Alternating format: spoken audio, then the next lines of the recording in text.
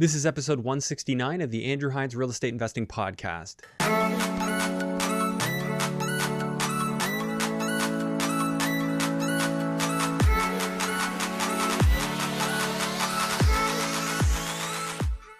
Welcome to episode 169 of the Andrew Hines Real Estate Investing Podcast. Today's episode was an absolute pleasure to record. I had Quentin D'Souza on the show, and Quentin was on a long time ago before the first lockdown, and we talked a little bit about some of the things happening in the market back then and what could affect Canadian real estate. Well, all this time later, we find out what Quentin's been up to. He's more than doubled his portfolio, nearly $100 million in assets. He's invested on both sides of the border.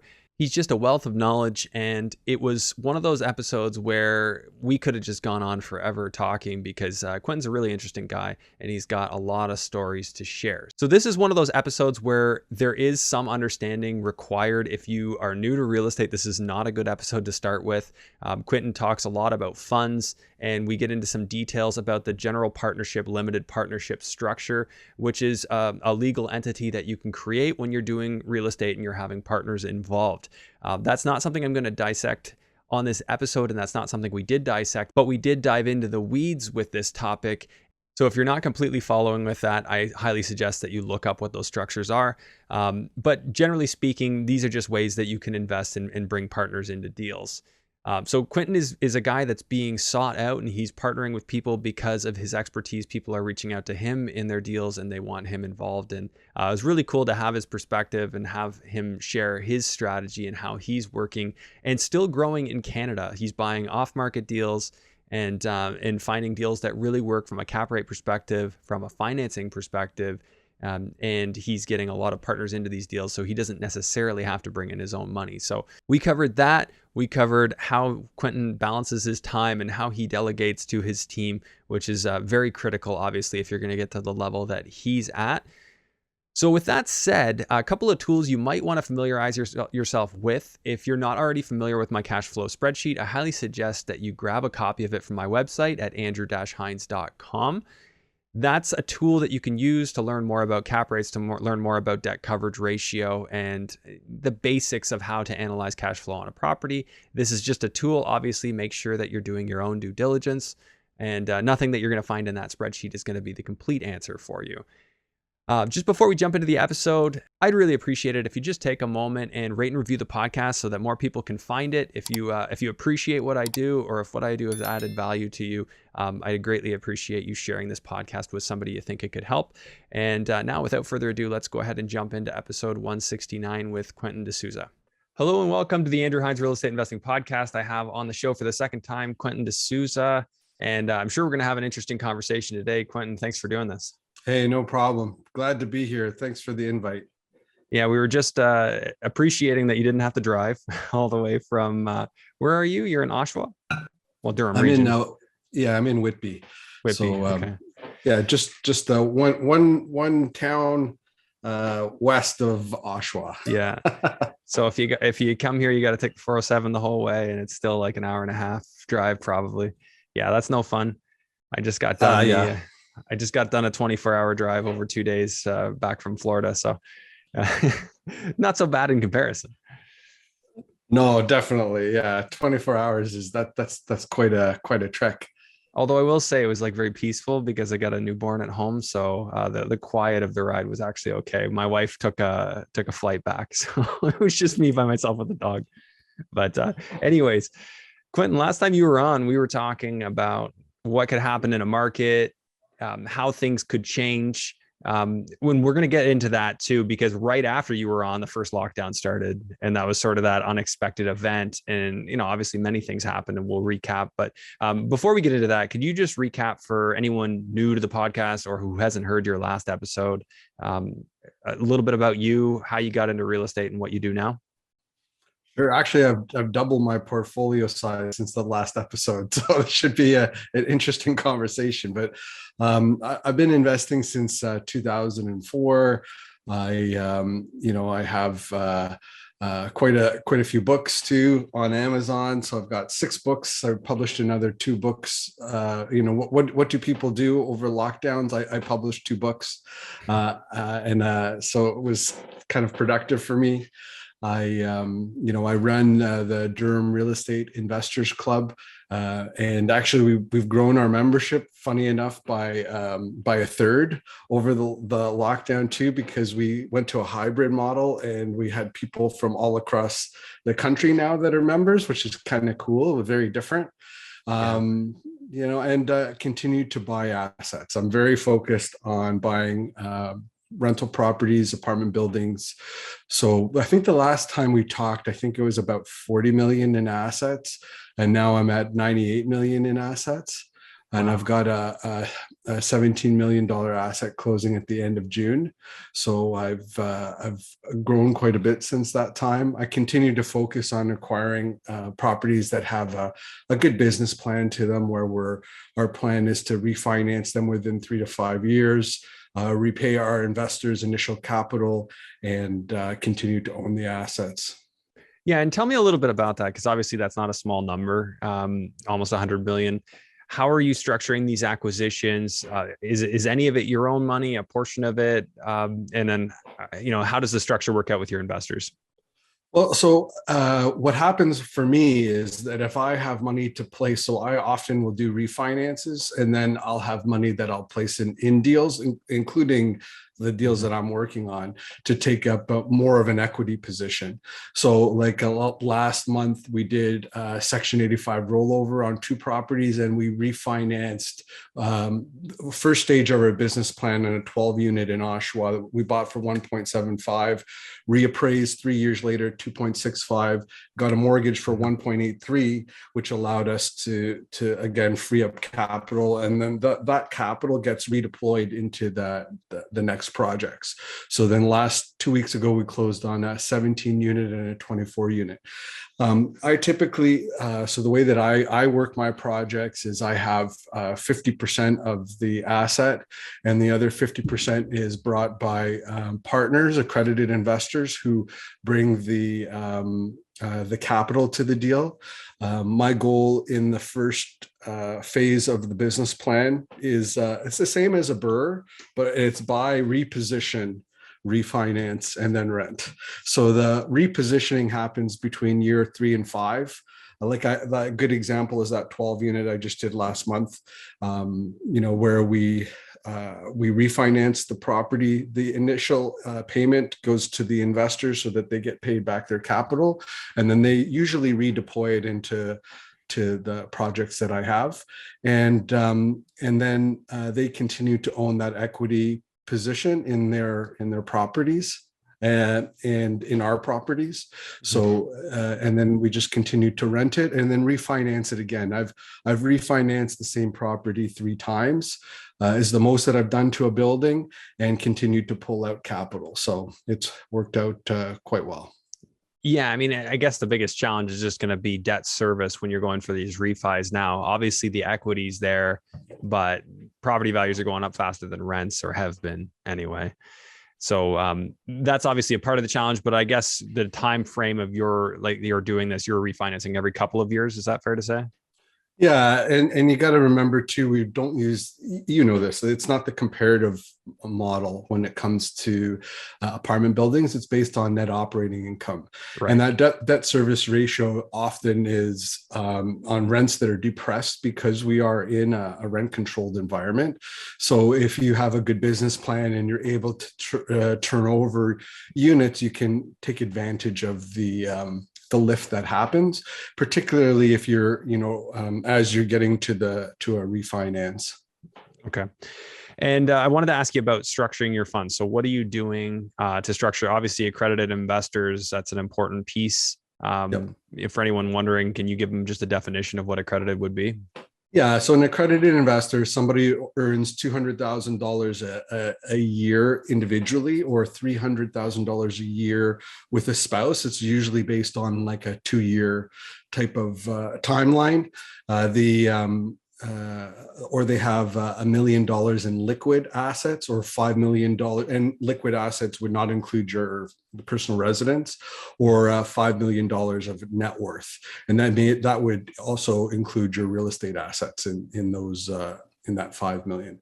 So that's broadly speaking, you'd have to talk to people exactly what that looks like, because it doesn't always work out the way they think, especially if they have like a dental practice and it's separate from themselves. So there's a lot of things to talk about. It's better to reach out to somebody like me directly and have that conversation. Okay. Yeah, I gotcha. Okay. So that's part of it. What you're looking for. And now, when you actually go forward with these investments, are you doing a general partnership? Like, do you form a limited partnership where you're the general partner and then you have a bunch of limited partners come in? Is that your typical structure? No, we do a corporate structure usually. Okay. So the corporate structure would have a corporation that owns the asset with a joint venture agreement behind it, or some sort of agreement behind it, like a shareholder agreement. Okay. And that would define the roles and responsibilities as well as the ownership structure of the corporation. It just makes things a lot easier, and it depends on the size of the acquisition too. I typically don't have more than like 5 people in one particular partnership.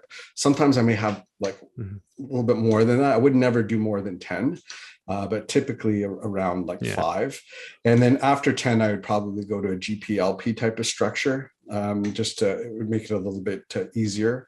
But when I'm looking at, even like we did 7 apartment buildings last year, and like a portfolio. So it was like a $36 million portfolio acquisition, but each property was titled separately. So we were able to do separate corporations on the different properties. So it made it a lot easier from a structural point of view, and also going through CMHC and getting everything done. Like it made it a lot simpler. I mean, it wasn't easy, but it made it simpler for sure.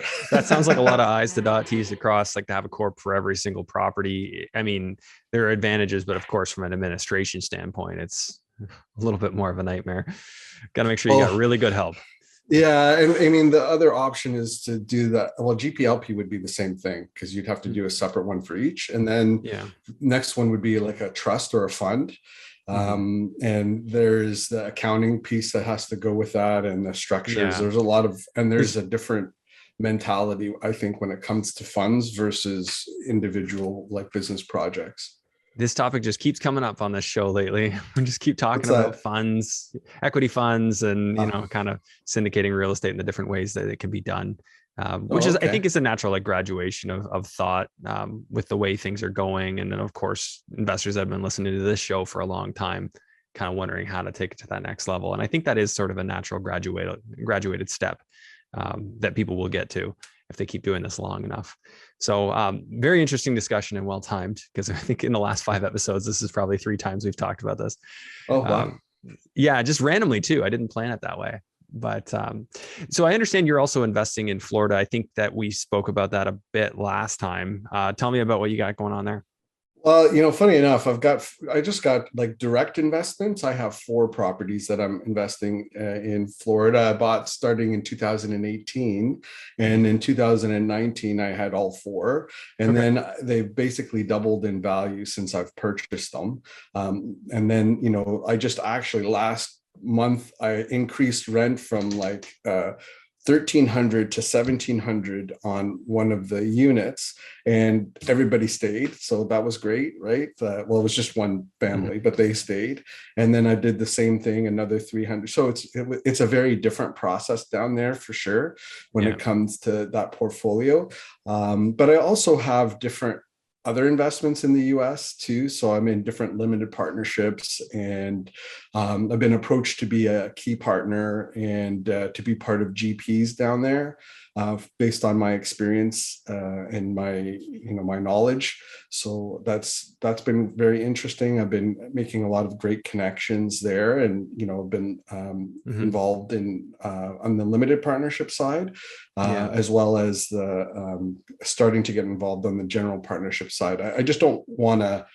There's a different kind of way to get involved in projects down there. So you could put in like 250, some projects. Now, this isn't how you're really supposed to do it, but you could put in, let's say you're putting in $250,000 into one of their projects, they may give you some GP points in order to do that, and you could say you're part of the GP, but it really doesn't mean much. Yeah. But why would you want to be part of the GP? Because I mean, then you're getting some of the liability, right? The limited partners are shielded from the liability, or at least more so, right? You know what? There's like most loans in the US are non-recourse, right? So it's a very different opportunity when it comes to debt, and they're really going after the building, not necessarily anybody else's assets, which is the opposite of what happens in Canada, right? Except for Alberta, most of our debt is all recourse debt. On Ontario, it's all recourse debt, and you're probably signing personal guarantees on most of the stuff, unless you're going low CMHC, like 60% or 65%. Maybe they won't ask for personal guarantees, but that's not normally the case in the US. In the US, it's mostly non-recourse debt, and so that they may have like a bad boy carve out for someone who's the key partner who's guaranteeing the deal and getting some points for that, but not necessarily the GPs. Like I think you're kind of thinking that everybody has the same liability. Yeah, it's not right, but it's not like that. You have to have a couple of people that will sign on, or the majority owners they'll want to sign on as or to guarantee the loan in the ownership structure. Yeah, so they're called key partners in the US, and the key partners are usually like, I can qualify as a key partner in the US based on my net worth, and that net worth allows you to be able to purchase a property based on the size of your net worth. So, going down the US, if I want to work with somebody, I can take up some of the GP as being a key partner. Now, I can't one of the qualifications is liquidity of US dollars. So they're probably looking for like at least $1 million in US dollars liquidity into an account. That's not necessarily something that I could do in the US, but they'll still look at my portfolio and my experience and allow that to qualify the project. So if I'm a key partner in a project in the US, I can qualify based on experience and net worth, but the liquidity might have to be brought by somebody else in the GP. And that's what it is. It's kind of looking at all the different, it's the same as in Canada, right? Like, it's just, we tend to do it all together as one. And here there are not as many players because the pool is so much smaller, right? In Ontario, between 20 and 100 units, there's about 5,800 buildings in total. Okay. That's not a lot. Like, that's not a lot. And in the US, that's probably like not even a state, right? Like, yeah. You know what I mean? Like, it's not even close. So like, there's so much more opportunity, and I think that's the difference. So you have more sophisticated structures, and also like you don't necessarily get away with 50-50 partnerships on buildings in the US. They're probably more like 70-30, or even like 80-20, or maybe 75-25, where the GP has a much smaller percentage. But in Canada, there's so few people doing it this way at this at the size that I'm working in. Yeah. That, if you don't want my 50%, go find somebody else. Like, good luck. Yeah. Right. Yeah, I mean, I definitely like looking at US opportunities and seeing it's like, if you do the GPLP thing, the general partner is more like assigned responsibilities and gets compensated for those responsibilities. Isn't necessarily an equity owner, but has a benefit to being involved. So that's the kind of structure I'm more familiar with. It sounds like you're talking about something a little bit different there, being a key partner, or how does that work? I'm involved in about a dozen projects in the US. So like I've been like, there are all types of structures that are down there, and there's not like one right or wrong way, but I can tell you my returns have always been higher in Ontario, even compared to the GPs where I look at their returns. There's no comparison in the numbers because of the size of the partnership splits. Yeah. Right. So when you have a GP in the US, you can break it down into different components. So let's say in a GP, you may have like 10% that goes. So of that 30%, we're thinking of a pie, right? Yeah. And then we've done it 70-30. So 70% of that is going to the investors, the LPs, right? Yeah. Yeah. Okay. Yeah. Now we're talking about the 30%. Now of that 30%, 10% may go to the key partner. So the key partner could be somebody who's qualifying based on their net worth. So that's 10%. Okay. If you are somebody who has like a good track record, or the GP wants to borrow your track record, like myself, Okay. if I'm part of a project, I may take up 25% of that 30%, because you're Gotcha. getting my track record, and ultimately I'm Yeah. passing along my name, but I'm also being responsible too, because I'm a very good steward of my investors' money. So if I'm going to be on somebody's project, it's gonna Right. go the way that I think it's gonna go. And then Yeah. within the last 75%, you break it up between the general partners. You'll break it up between, like, if there's somebody who's raising equity and part of the GP structure, like the actual 30%, like a major partner may only get 20% of that 30%. Okay. Right. So what does that work out to? 20% of it. 6%. Yeah, 6%. Yeah. So we're versus Which could 50%. still be really awesome depending on the deal. It could be, but of a but $20 million asset, now you're like, and this is the difference, right? So Quentin, why would these projects want you involved that way? So you wouldn't necessarily need to bring any money to the table. They'd want you involved for your track record. Yeah. Of course, you have that. That's credibility as far as the mortgaging goes. Like, the banks are going to want to see that. Is there any other reason that they would want you involved? Like, the primary motive for them to ask you? Well, I'm a nice guy too. Come on, Andrew. Obviously capable. You can add your insight. Of course. I got all my hair still. Yeah. I've been through a lot. I provide a lot of background and experience, and I give people a lot of great tips. I've coached tons of people, but I do it. Like, I'm not a coach to be a coach. I was a teacher for 20 years, and like I still enjoy teaching people. But in the real estate space, I've been doing whole bunches of everything. So I've got lots of great experience that I can offer them, repositioning buildings, being able to boost ROI, and they're just, sometimes they're just things that people don't think about. Like, so I'll give you an example. I had a conversation this morning with a gentleman in Jacksonville, and we're looking at a 196 unit project. So one of the things that I had talked to him before about was, when he is looking to provide like a preferred return to his investors, in the US, there's lots more flexibility when it comes to lending. So go with an interest only bridge product that gives you like maybe a 3-year +1, right? Yeah. And that gives you the ability to pay interest only on that 3-year. Now you're losing the mortgage pay down, which is a powerful component, but you're actually pushing that back as a return to your investors up front. Yeah. So it allows you to have a higher preferred return and overall boost the cash on cash without diminishing the ROI, as long as your business plan provides it, right?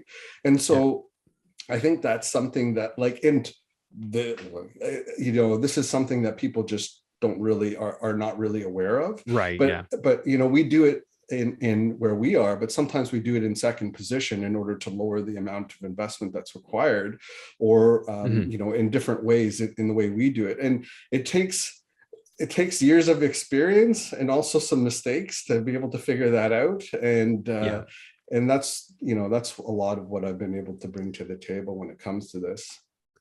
Awesome. Yeah, I appreciate you sharing. And I didn't mean to insinuate there wasn't a reason. I just wanted you to clarify. It's okay. It could be my hair too. So I don't know. I think it's the looks for sure. So what kind of projects? You mentioned there's a 192 unit building. What states, what types of projects typically are you looking at?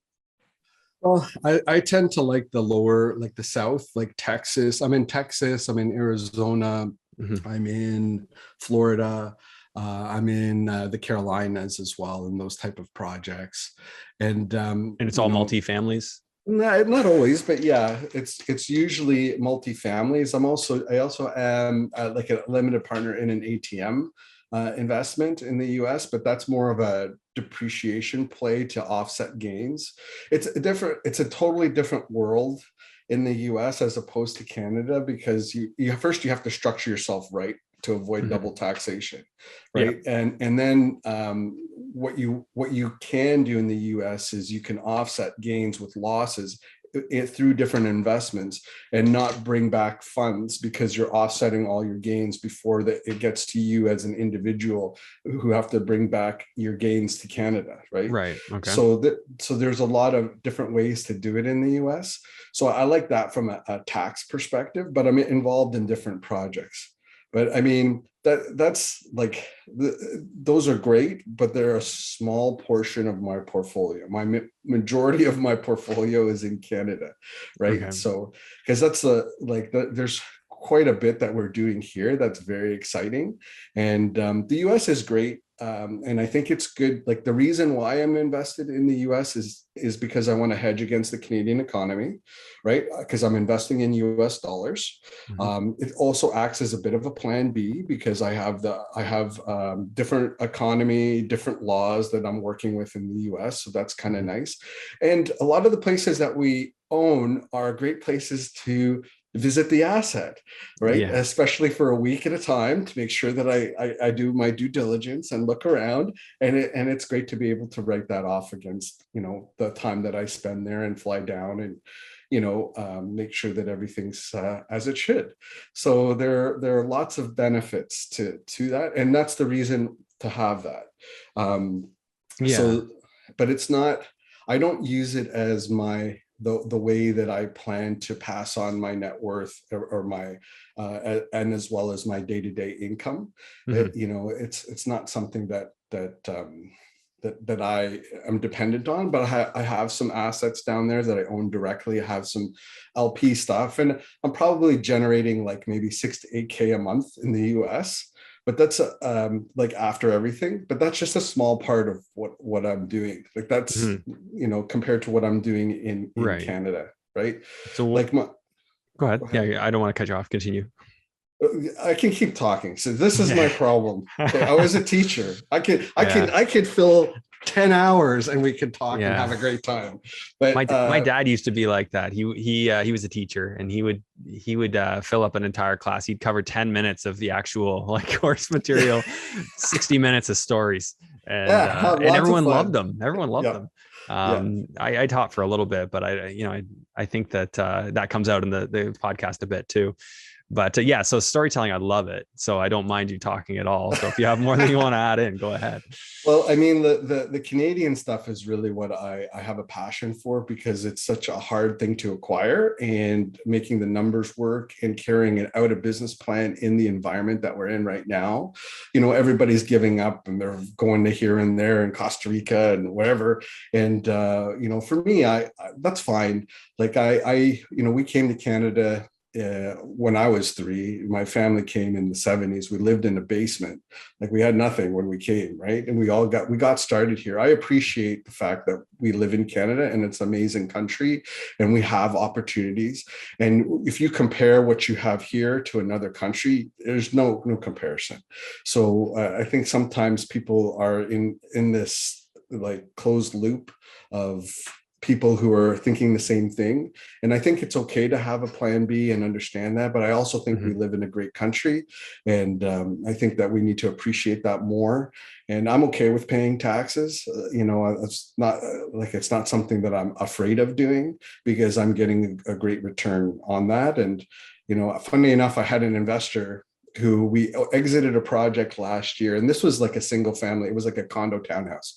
We bought 2011. He put in 38K. Okay. We just sold it in 2021. So 10 years. Okay. Over the 10 years, we refinanced once, and we also did a little bit of the cash flow from the asset. So he made about 17K himself. Okay. So he pocketed 17K over the 10 years. Not amazing, but still 17K. We exited the asset. He got paid in his 38K back, plus an additional $235,000. So that when you look at that and you look at it from a return perspective over 10 years, that's over 60% return. Right. And you know what he says to me? He says, "Oh, wow, that's a lot of capital gains." I was like, buddy, man, you just went from 38K to 235K. I get it, but you got to put things in perspective. That's not an average thing to do. If it were, everybody would do it, but not everybody does it, right? No. So And I think that that's sometimes we get lost in that as Canadians. We have a great, like we have good opportunities. We have to watch out though that I think, Yeah. that the government overreach doesn't happen, because I think it's happening more and more, and we have to fight back against it. We can't just Hmm. accept it and run away. We have to Yeah. push back. That's all, and not Yeah. not accept it. Yeah, and I agree. I agree with a lot of what you said there. I mean, I think it is a lot of perspective, and is the cup half full or half empty? I think that you could find an opportunity within 500 meters of your house, and that still goes in Canada.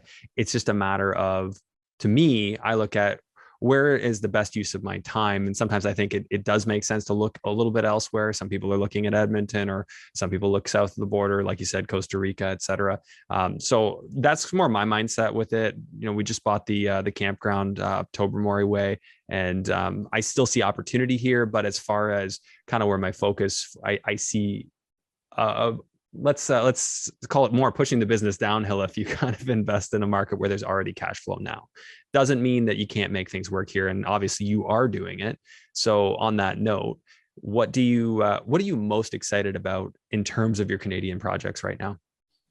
You know what? I really liked the lift that's possible. I think that we underestimate what we've created here in Ontario. We've created a situation where it's tough for builders to build, takes a long time for them to build. So supply is not coming on anytime soon. It's unfortunate. Mm-hmm. I think it's because we have federal and provincial governments that aren't in line with municipalities that have like NIMBYism and bananaism, where like they don't want to build anything nowhere and nothing anywhere, right?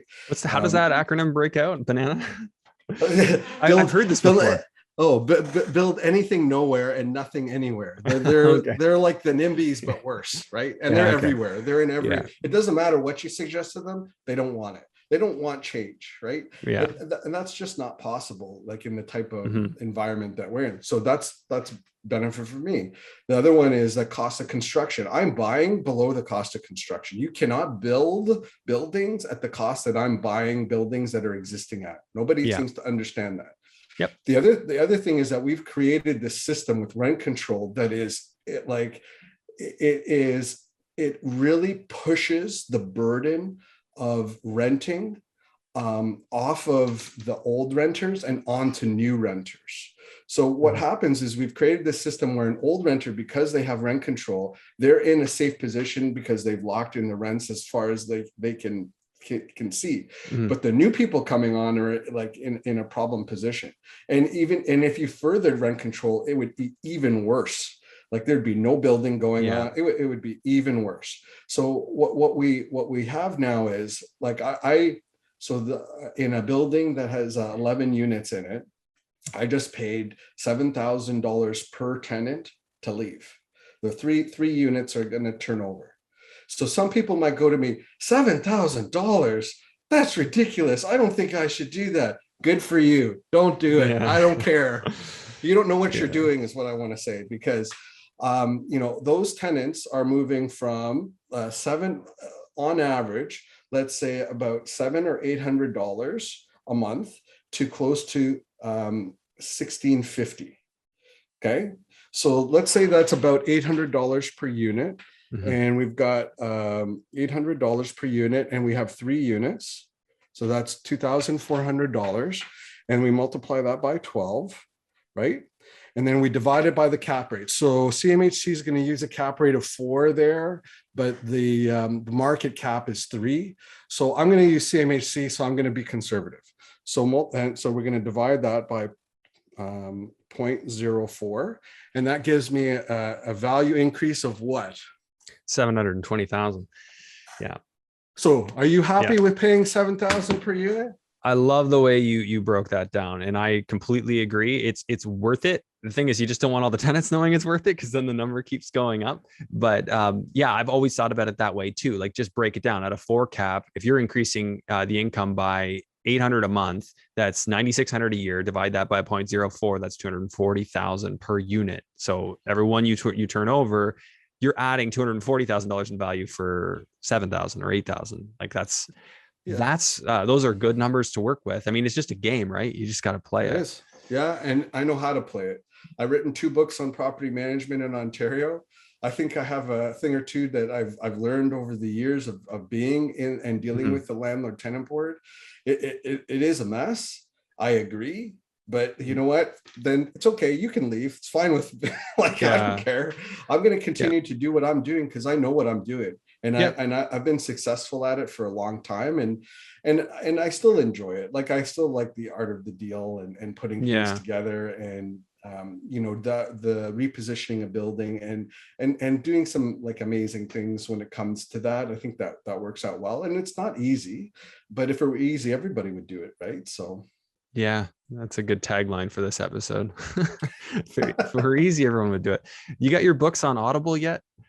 No, I'm too old school. I haven't figured out how to get somebody else to read it for me, but I've done them all. They're on Amazon, except for one, the Scaling Up Toolbox. I don't have that one anywhere on Amazon because I don't want to deal with certain government departments. But it's about raising capital and that sort of thing. Oh, okay, I hear you.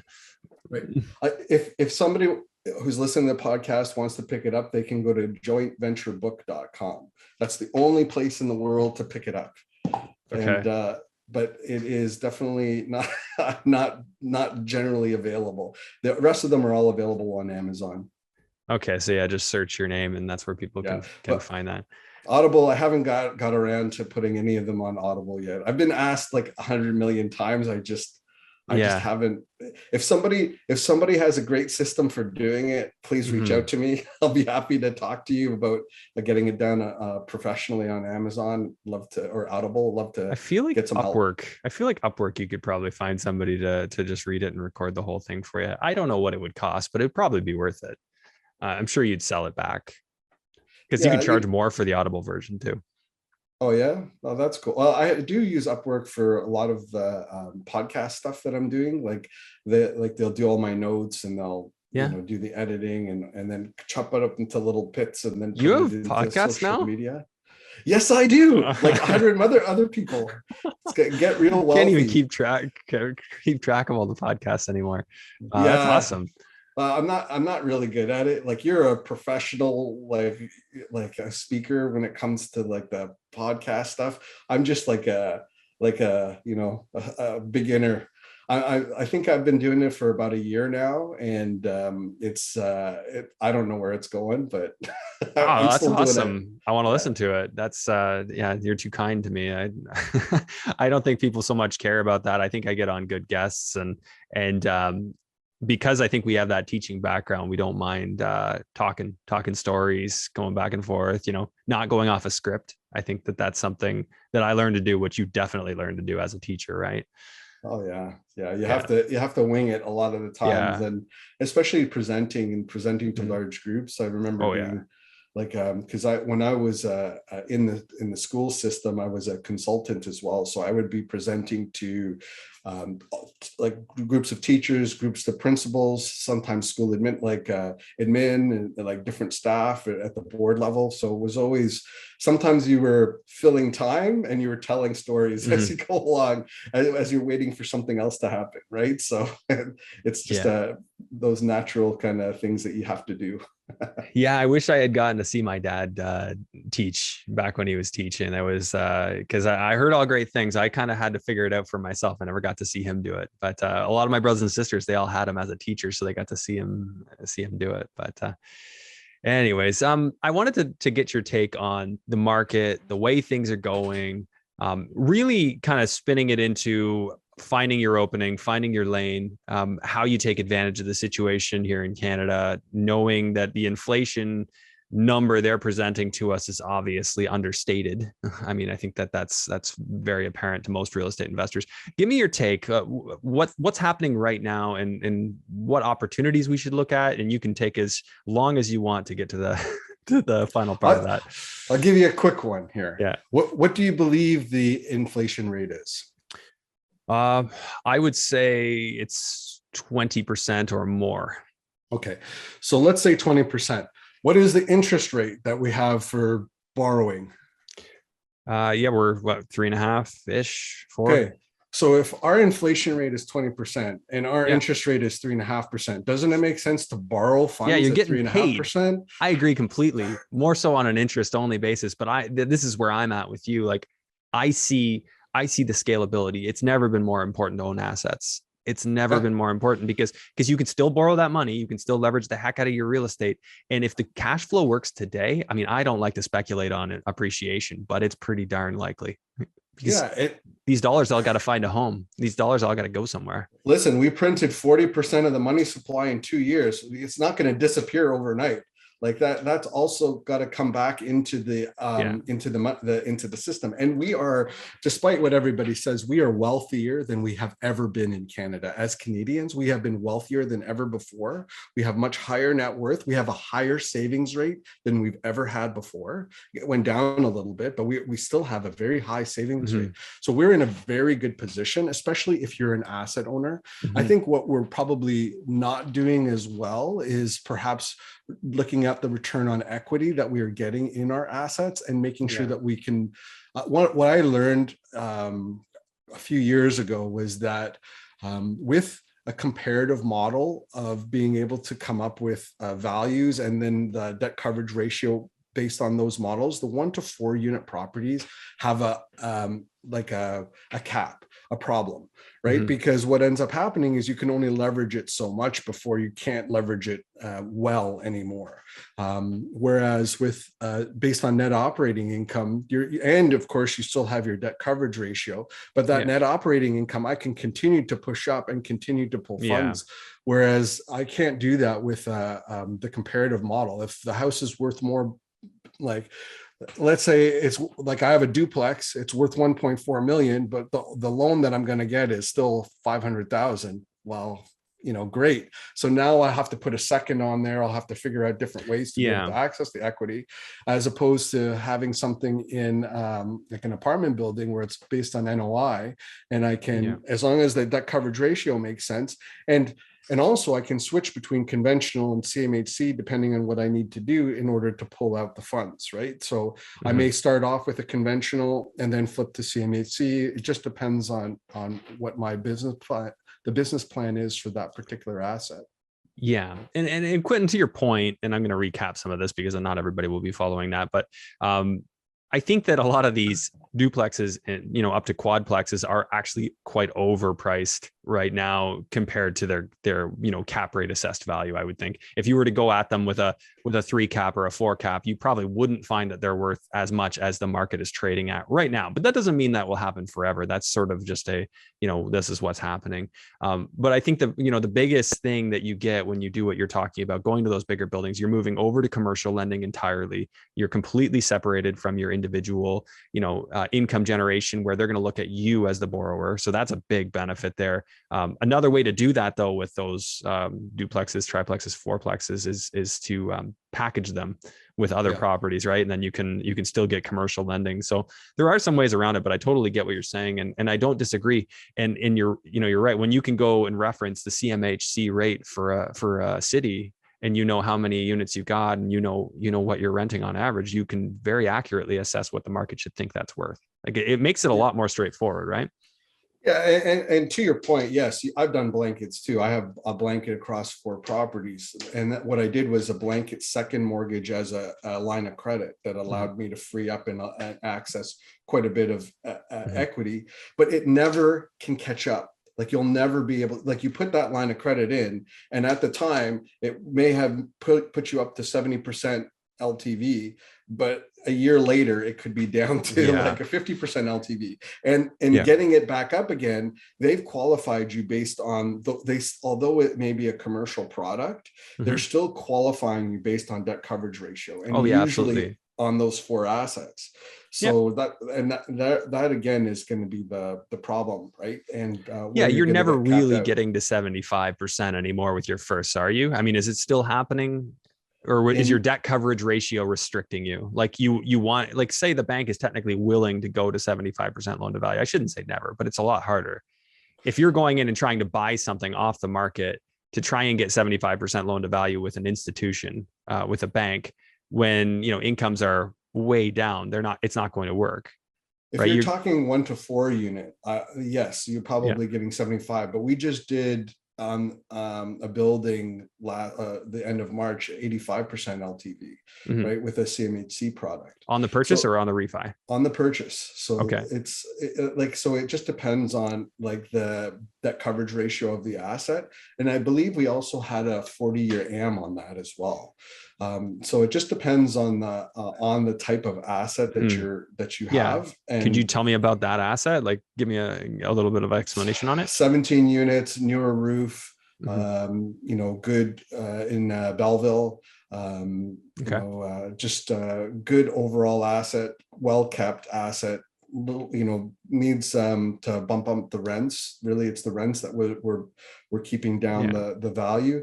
Business plan on that is refinance in 3 to 5 years.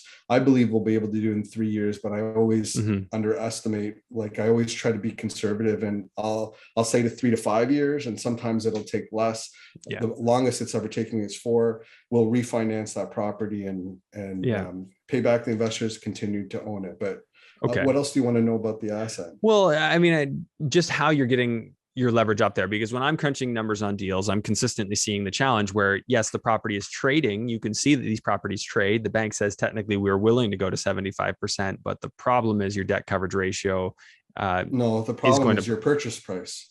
Problem is the debt Yeah, coverage problem is your ratio. purchases. But in your scenario, when you did it with CMHC, being able to amortize 40 years and get your rate down helps you hit that debt coverage ratio requirement. Yes, it did. But the property had to qualify based on the criteria for with CMHC, Right, right? And exactly.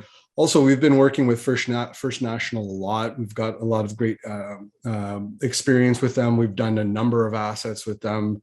We were able to get away with not having Mhm.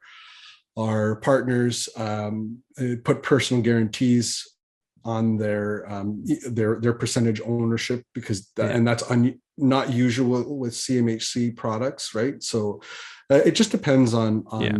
the asset and how you do it. But it's also, yeah, it's purchase price, and you're right, it's debt coverage ratio. And I like, that's why I do what I do. That's because I'm not buying on the MLS. I Right. typically Yeah. don't buy. Right. I don't think I've Yeah. ever bought on the MLS in apartment building. So Okay. like it's very much about my last book, which is Finding Properties Toolbox, right? It's about those relationships with Mhm. brokers in particular, and developing them over time, but also finding other avenues to be able to acquire assets, and make sure that Yeah. it makes sense from a debt coverage ratio perspective. The problem isn't Yeah. debt coverage ratio. The problem is Purchase price. No, I don't disagree. And this is the problem where a lot of people listen to this and be like, but everything on the market is, and obviously your answer is, yeah, I'm don't not buy the buying on the market. market. So give me the explanation though. Like, what was the motivation of that seller? And what did you get it at? Like, price wise and cap rate wise? I'll have to look at it, but it would be at a 4 cap, Four right? cap. Okay, Yeah. so four cap done with CMHC on a 40-year AM, you were able to get 85%. So Yeah. that's pretty awesome. Now, of course, the interest rates have gone up a little bit of late. That might rejig those numbers a bit. Yeah, it was actually a little bit of a pain in the butt. I think that one was okay. It was because we had a little bit of extra funds set aside for cash for keys. So I'll have to bring a little bit of funds to the table in order to do cash for keys, but because I don't want to go Yeah. back and ask anybody for funds. That's not what I've never done that. I've Yeah. never done a cash call. I'd rather put in funds Yeah. than do a cash call. So usually we've planned out like when we turn over stuff. And sometimes it depends on, if we've taken a second mortgage, but I tend to Mm-hmm. have a good plan for what that looks like. But yeah, it's really, I think it's there are lots of opportunities out there, but you have to pick and choose the ones that make sense to you, and you have to know your numbers to be able to run them, and then make a decision. And you're right, there are other places you can go to be able to find opportunities. You could go to, a lot of people are going to Edmonton, or Alberta. Some people have gone to the East Coast. A lot of people have gone down to the States. So whatever you choose, you still have to be able to have a business plan that makes sense, carry Yep. out that business plan, and then ensure that what you, because basically you're betting on the person to be able to carry out the business Yeah. plan The over plan. 3 to 5 years. And somebody who's done it versus somebody who's going to Alberta for the first time is very different. Hmm. And that's something that a lot of people don't consider, unless they've done work with them before. So like if I was to go and talk to people about a project in Alberta, because I've worked with them before on other projects, they might come along with me to the Yeah, project in Alberta. But absolutely. it's very hard to, I would think, to push that to somebody where you've never had the experience in that market, right? So there's some challenges to that as well. Yeah, 100%. There would definitely be challenges. I think, like you said, it comes down to track record, and no matter where geographically you're starting, you're going to have to build the same way, build up your track record, uh, to earn that trust, right?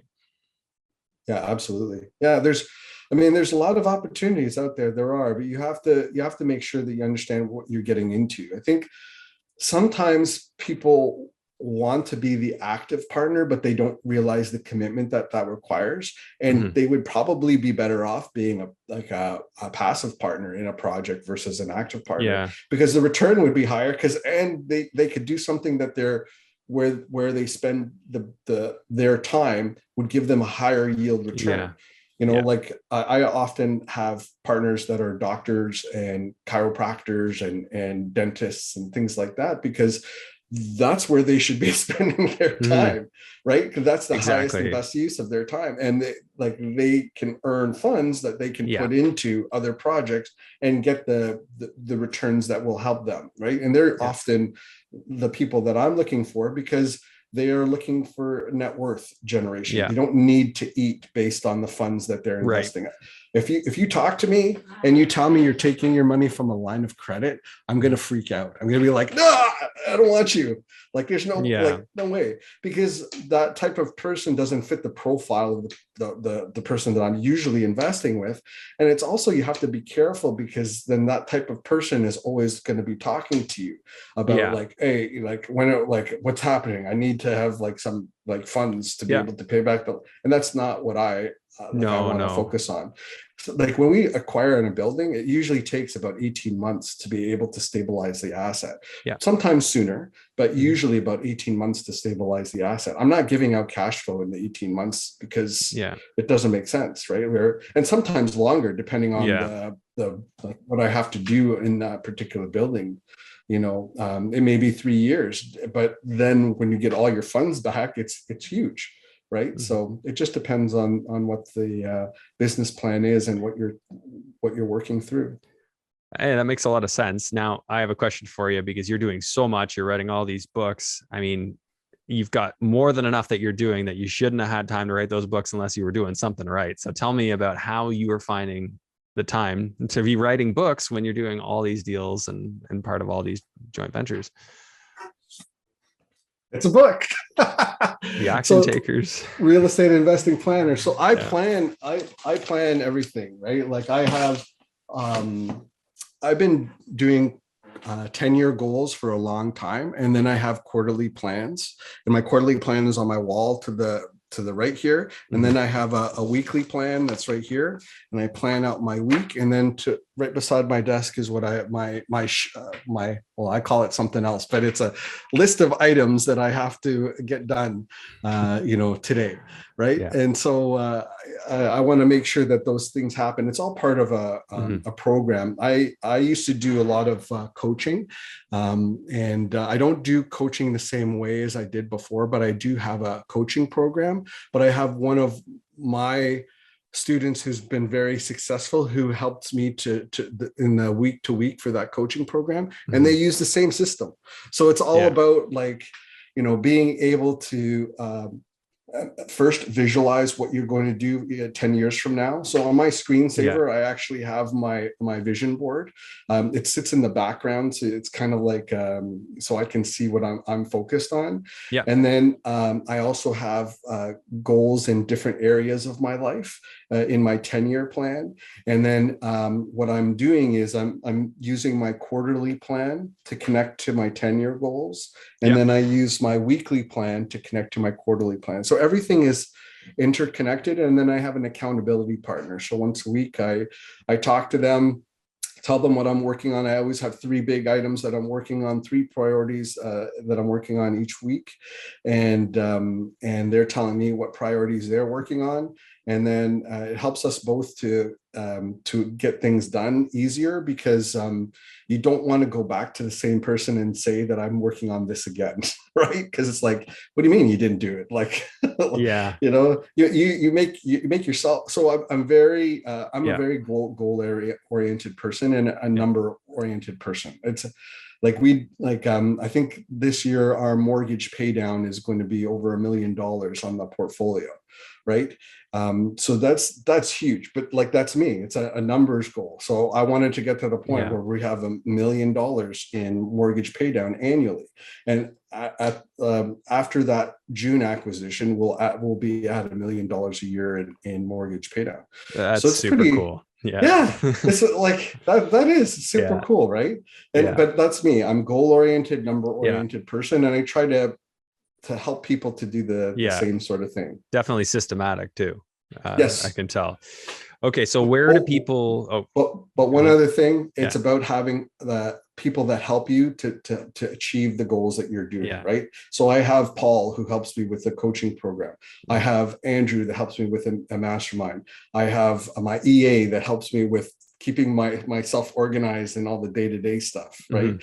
So she's awesome. I have property managers. I have my own team. I have subcontractors. So I have lots of different people that help me. And that's the other piece. If I were to do everything myself, it would never get done. No, I hear you. That's the way I feel. So that's great. It does come down to a team, and of course, systems and goals are a big part of it. So if people want to learn more about you or reach out to you, I mean, I'm not, you don't have to have them reach direct, but whatever you prefer, where should we send them?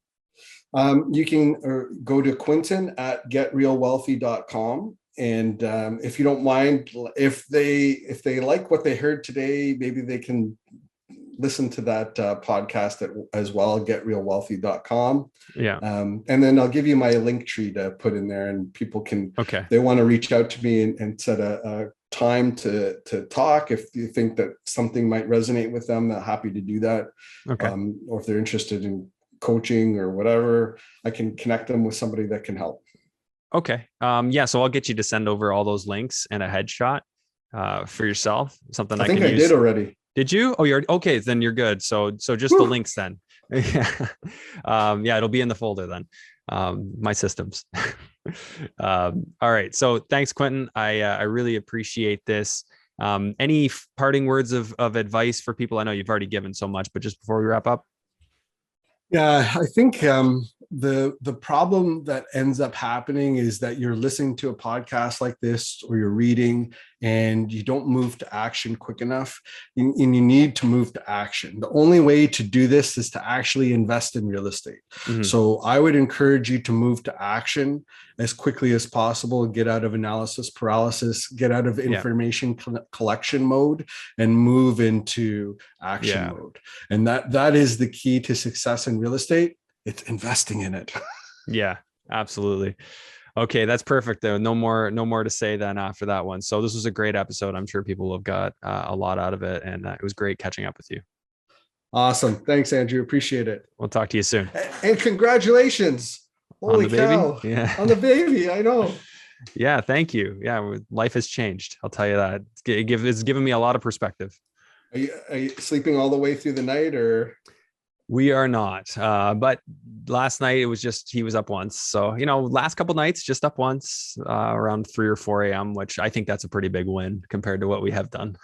Yeah, that's awesome. I remember my boys now are like 17 and 14. So it's been a long time, but those first couple of years. Oh man. It's a lot of work, man. It is. But yeah, he's great. Love him. Awesome. So anyways, appreciate it. We'll talk soon. All right. Take care. Thanks for tuning in to today's episode. Please make sure to share this episode far and wide. Help it help more people. I really appreciate you tuning in. I'll see you on the next one.